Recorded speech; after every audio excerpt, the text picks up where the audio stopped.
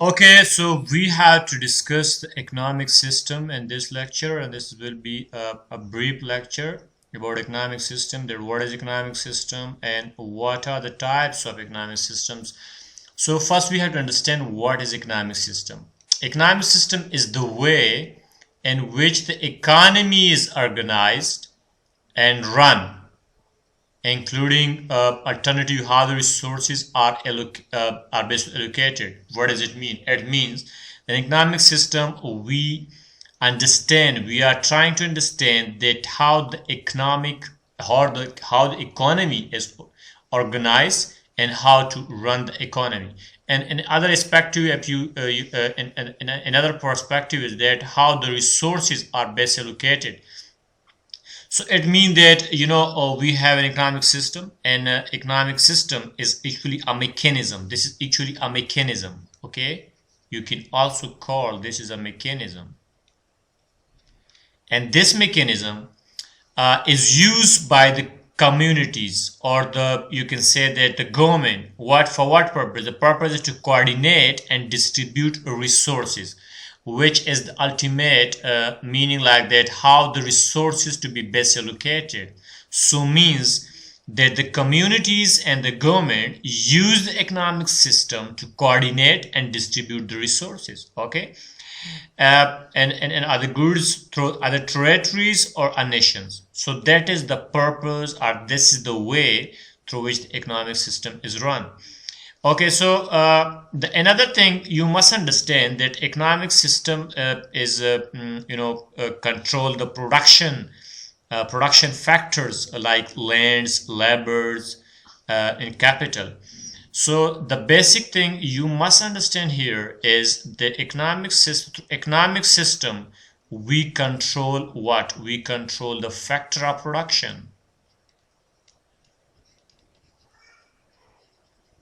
We control the factor of production, and kept and factor of production we have the one is capital. You must understand, and I think we have discussed this in the previous lecture, labor. And then we have here is the another one that we call it land, labor, capital, and this is the land. Okay, and you can also remember this by cell. Okay, and E for the enterprise. Okay, so economic system is basically the way or the mechanism through which the economy is organized and run. Okay, and you can also say that through economic system we allocate the resources, and the resources are scarce. There are scarcity. If you remember the concept of scarcity, mean the limited nature of the society resources. Okay, now the key question here is that should the government intervene in the economy or not? Or if they intervene the economy, then what will be the extent for their intervention? In the economic agent, we means the household and farm. So we have here the types of economic systems. The types of economic system. And through economic system types, we will just differentiate the economic system through the intervention of the government. Mean if the government intervene, then we call that planned economy.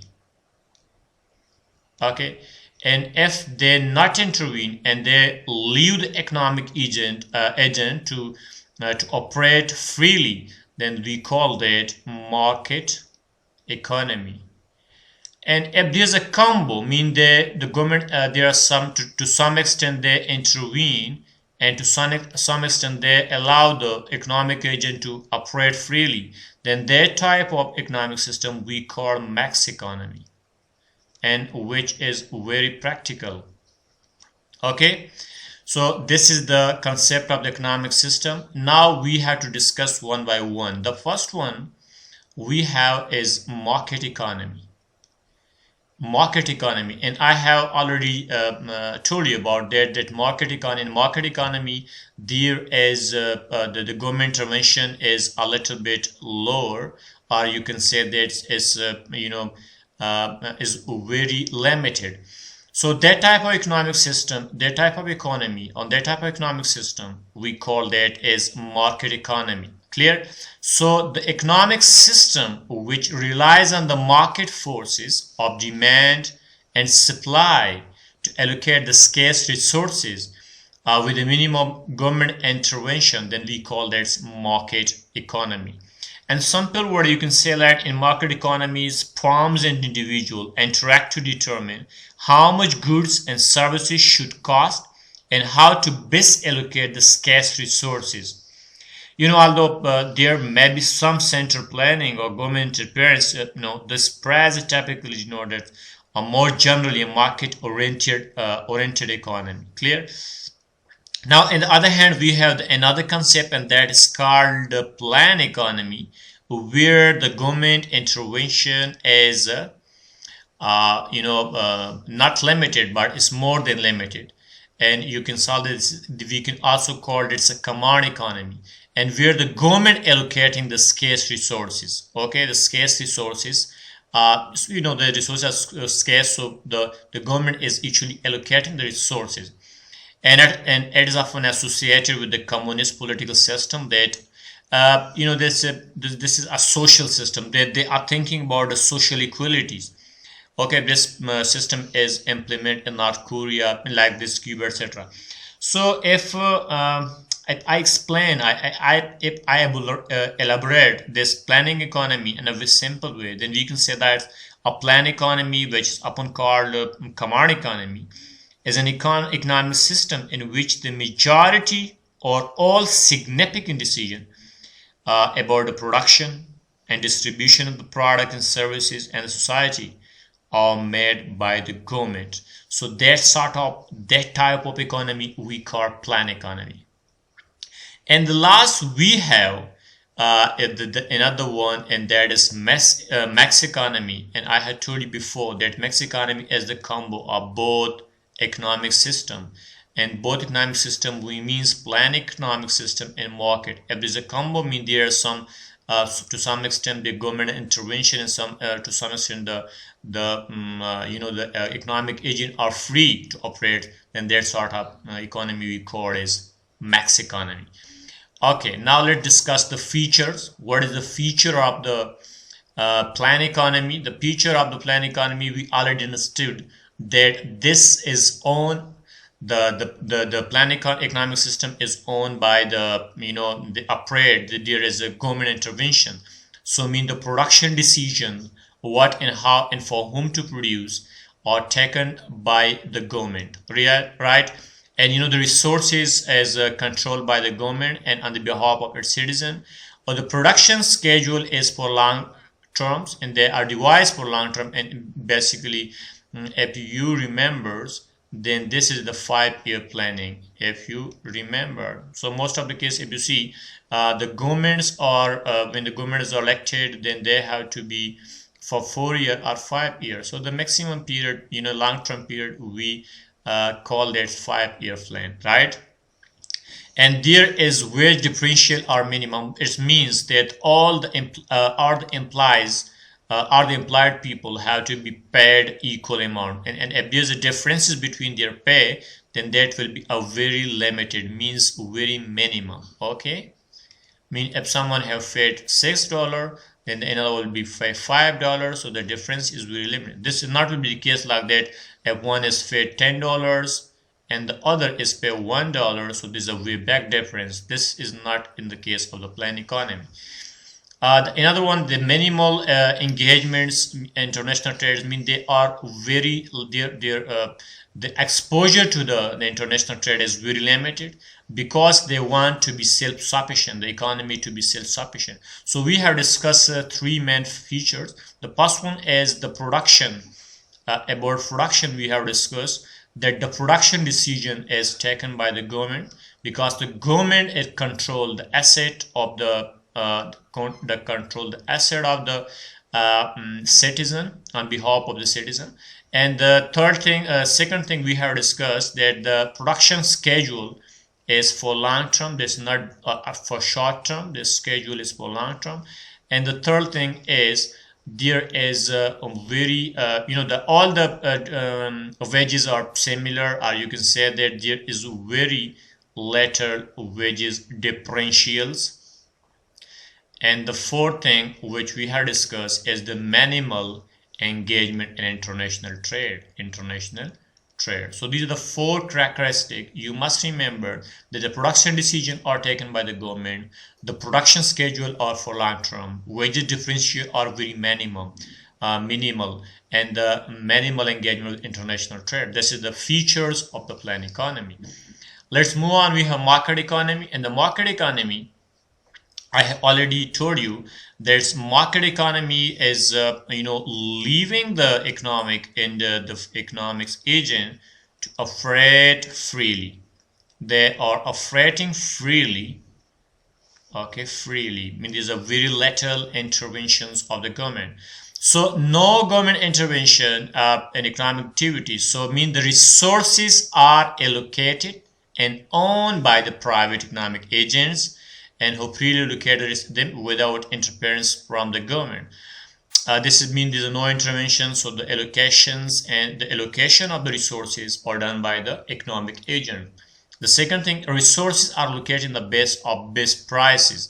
Basis of prices. What does it mean? It means that if you remember that there's a relation between the supply and price. When the price goes up, then definitely the supply will go up. What is the reason? The reason is the price motivate the supply to produce more goods. So when the price goes up, the supply will definitely increase. This is the first case. Now the second case is when the price goes up.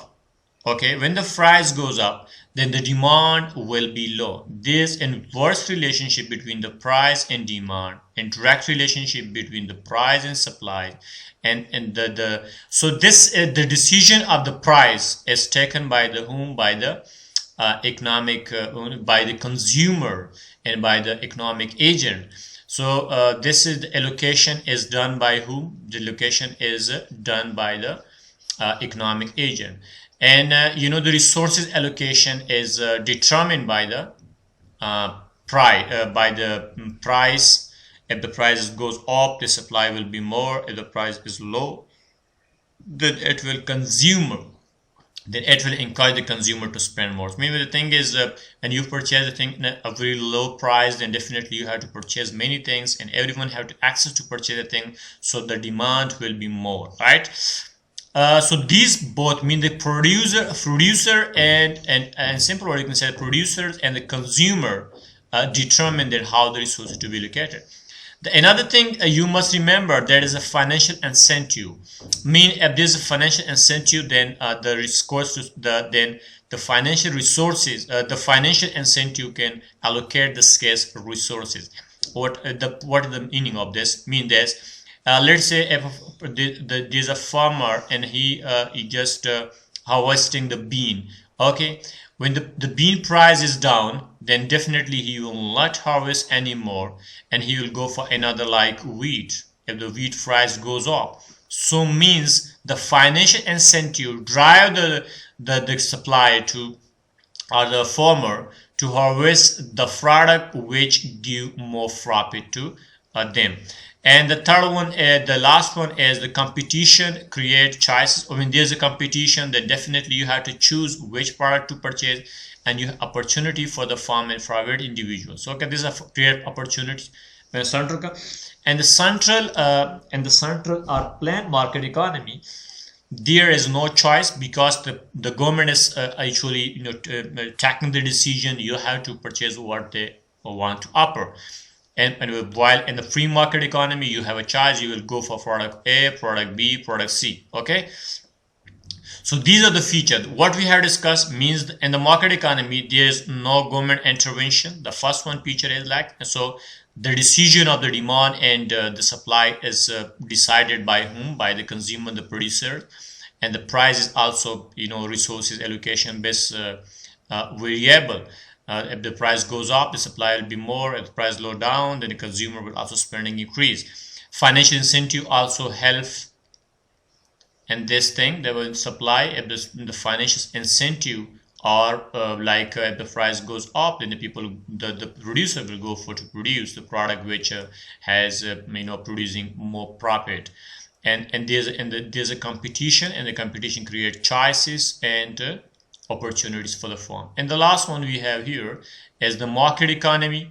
The max economy. And the max economy, I had told you, there is a very this is a combo of the plan economy, and another one is market economy, market economic system, plan economic system, and we can also call this as a command